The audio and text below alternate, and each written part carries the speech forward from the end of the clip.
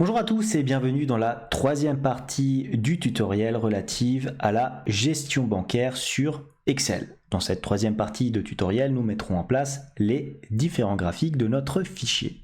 Mais tout d'abord, et comme d'habitude, si vous souhaitez aller plus loin dans les explications, je vous invite à cliquer sur les liens de formation dans la description. Et si vous ne souhaitez pas rater mes vidéos sur la comptabilité, la finance et l'utilisation des outils tels qu'Excel dans le monde de l'entreprise, n'hésitez pas à vous abonner à la chaîne. De plus, pour ceux qui souhaiteraient uniquement acquérir le fichier sans passer par le tutoriel vidéo, sachez que tous les documents sont disponibles en illimité et dans leur version finalisée pour mes contributeurs Patreon, plateforme dont vous trouverez le lien en description. Alors nous voilà dans la troisième partie et donc la dernière de ce tutoriel sur la gestion de votre situation bancaire sur Excel.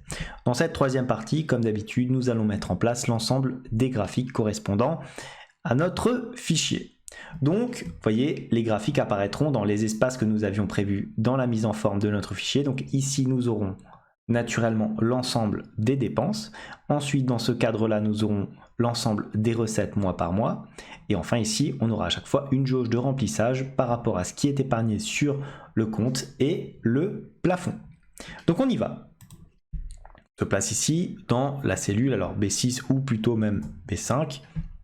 Et on tape notre formule qui nous permettra de ramener à chaque fois le montant des dépenses mois par mois. Alors pour ce faire, classiquement, on utilise une fonction SUMPROD. On a l'habitude de l'utiliser. On ouvre deux fois la parenthèse.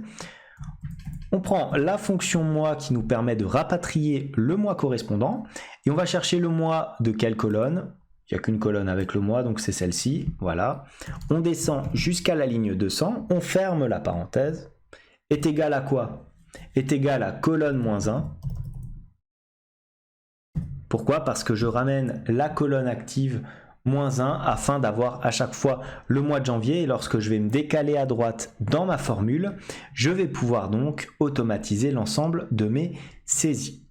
Je ferme la parenthèse.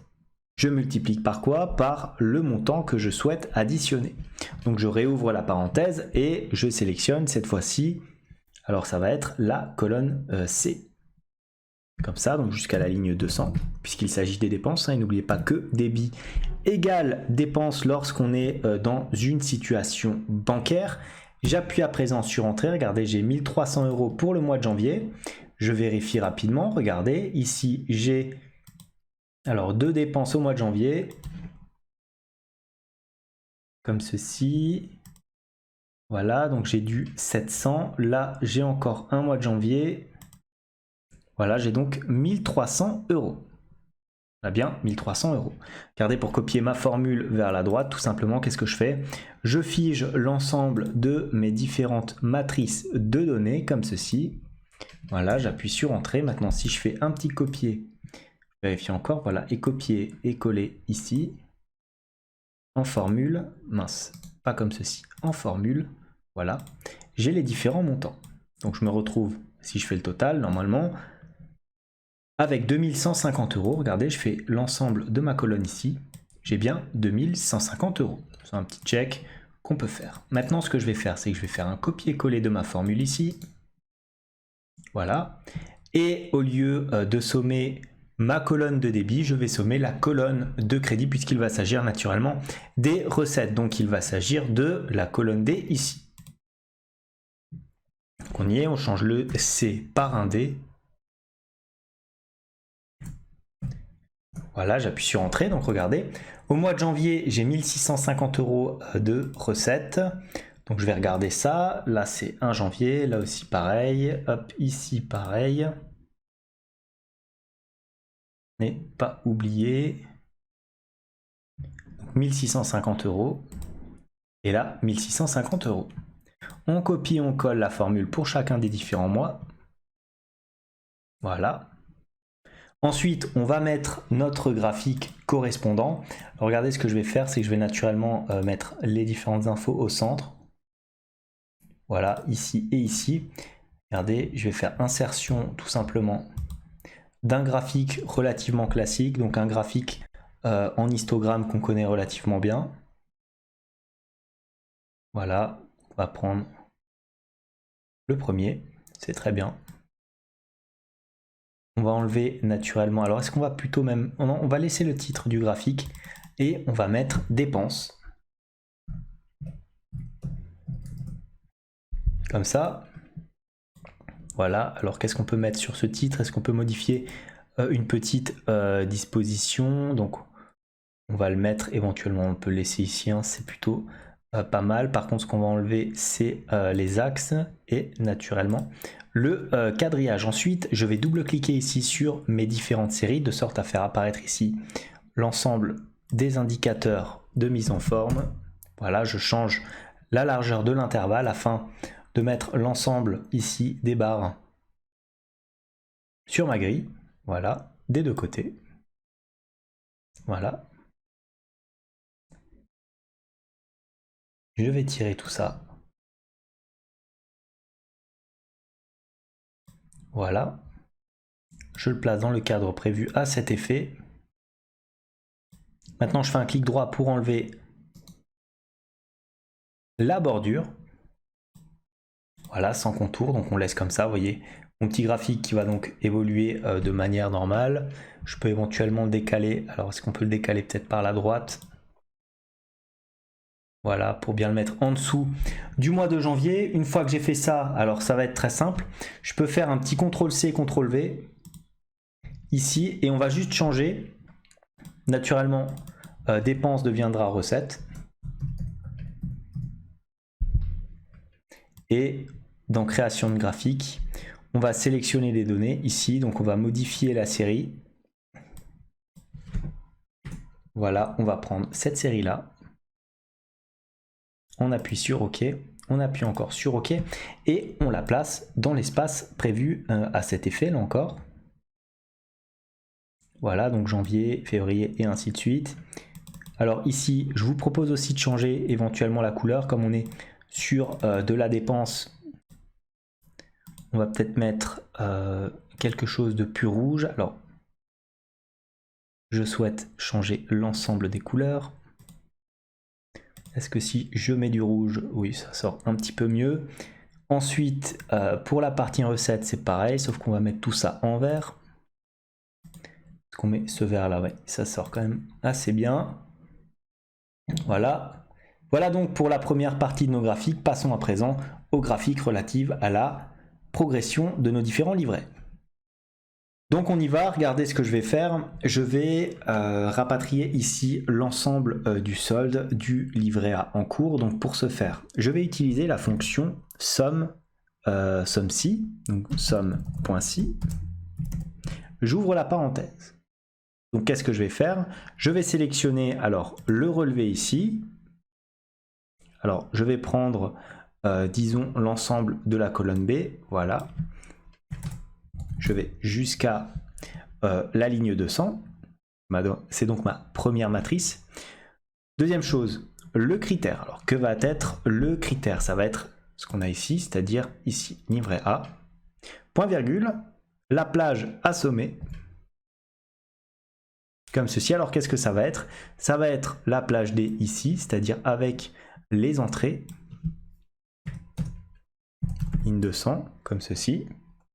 Voilà, je ferme la parenthèse et regardez, là j'ai 750. Or, nous avons seulement, dans ce cas-là, l'ensemble des entrées de votre livret A.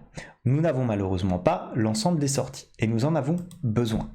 Donc pour ce faire, je vais regarder, je vais recopier ça, tout simplement, CTRL-C, CTRL-V, CTRL-C, CTRL-V, voilà, et je vais soustraire l'ensemble des sorties. Donc au lieu d'avoir un D ici, je vais avoir un C, comme ceci, C,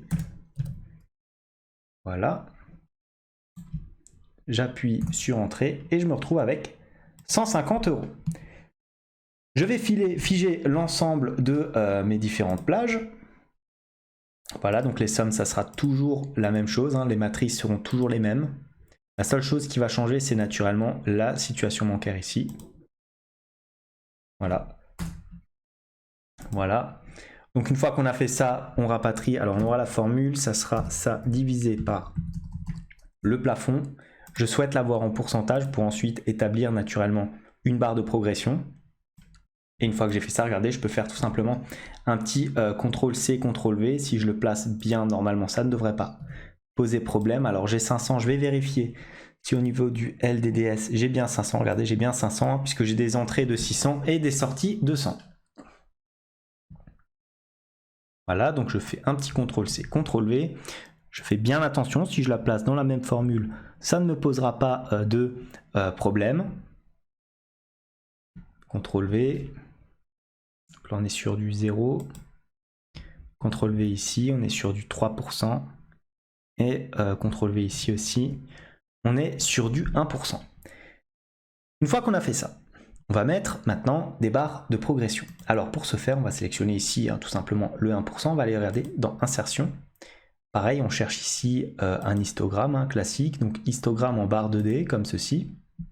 Voilà. Alors attention, je ne cherche que les 1%. Voilà. Regardez, je suis là à 1%. Donc ce que je vais faire, c'est que je vais double-cliquer ici sur mon axe et le maximum, au lieu de mettre 0,007, je vais mettre un 1 comme ceci. Regardez, du coup, la barre va être profondément réduite, forcément, puisque nous affichons du 1%, mais comme ceci, nous avons véritablement la largeur du graphique correspondant. Le minimum est à 0, donc on peut maintenant enlever le titre du graphique, le quadrillage, et naturellement les axes. Voilà, je peux cliquer là-dessus, regardez, je vais augmenter la largeur de l'intervalle, on le place sur du 0% histoire qu'il prenne l'ensemble de la forme, je fais un petit clic droit, j'enlève le contour, voilà, je le place maintenant dans le cadre prévu à cet effet, et ce que je fais, regardez, petite astuce, je vais afficher ensuite le pourcentage via une zone de texte que je vais insérer. Donc je vais dans Insertion texte, zone de texte, hop, je la mets ici. Voilà. Dans la barre de formule, je mets ici les 1%, comme ceci. Voilà.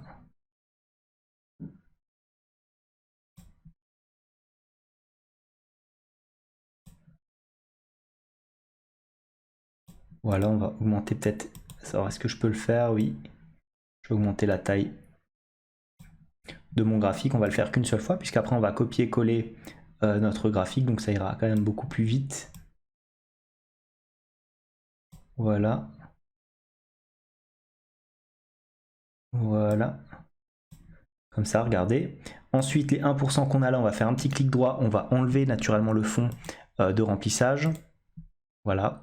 On va mettre tout ça en gras. On augmente un petit peu la police. Voilà, on met une petite police de 24. Ensuite, on le met là comme ça et on enlève naturellement la bordure. Contour, hop, sans contour. Voilà. Une fois qu'on a fait ça, naturellement, on va copier l'ensemble de notre graphique. CTRL-C, CTRL-V. On va changer la source. Modifier. Au lieu d'être 21, ça va être celle-ci. Voilà. On appuie sur OK. On appuie encore sur OK. Et voilà, on a notre petit graphique qui apparaît ici. On n'oublie pas de changer. Alors là aussi, on va faire un CTRL-C, CTRL-V. Voilà. Au lieu d'être C21, ça sera cette fois-ci G21 si je ne me trompe pas. Voilà, donc 4%. On recopie la mise en forme. On la dépose ici.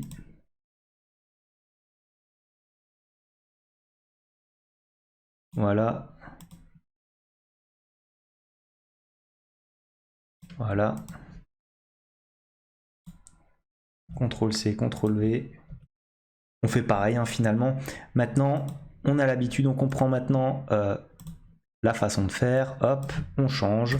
On prend les données que nous avons ici. On appuie sur OK. Voilà. Voilà. On est sur du cas.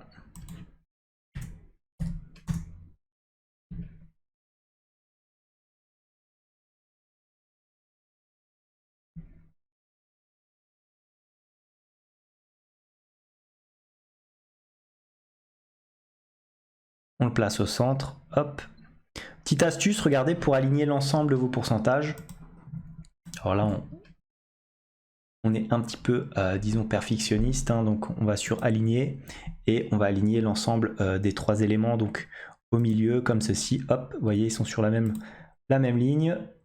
On recopie encore une fois ça, CTRL-C, CTRL-V, voilà, on change, attention,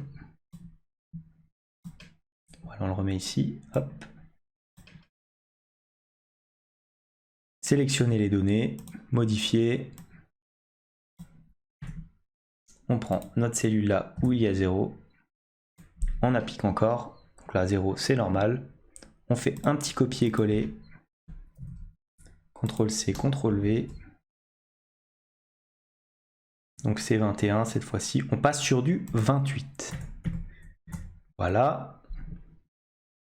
Alors non, c'est pas ça.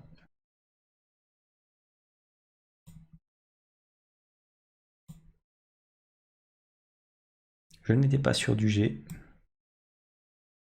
J'étais là-dessus. Voilà. J'appuie sur Entrée et je copie ma mise en forme.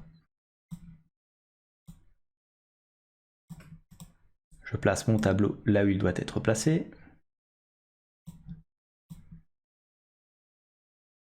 Voilà.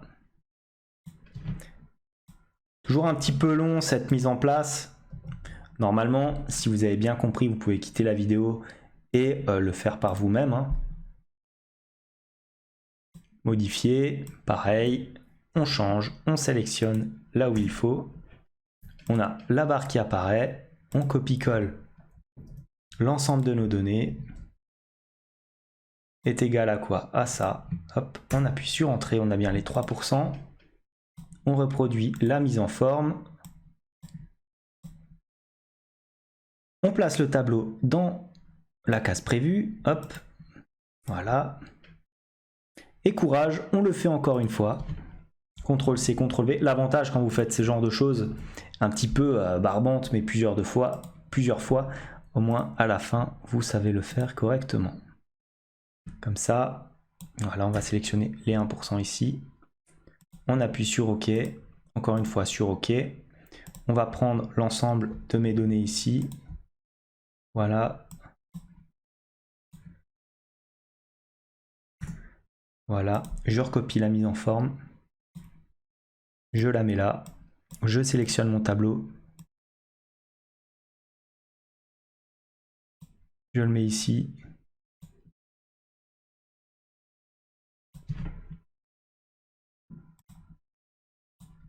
Alors là, comme tout à l'heure, hein, j'aligne au milieu. Voilà. Et voilà l'ensemble de mes barres de progression ainsi que de mes graphiques de dépenses de recettes et les évolutions de mes dépenses, donc mois par mois en fonction de la sélection de l'utilisateur. Voilà tout pour ce tutoriel sur l'utilisation et la synthèse de vos relevés de compte via un tableau de bord. J'espère que ce tutoriel vous a plu. Comme d'habitude, si tel est le cas, n'hésitez pas à liker la vidéo, à vous abonner à la chaîne si ça n'est pas encore fait. En tout cas, moi je vous dis merci et à bientôt pour d'autres vidéos.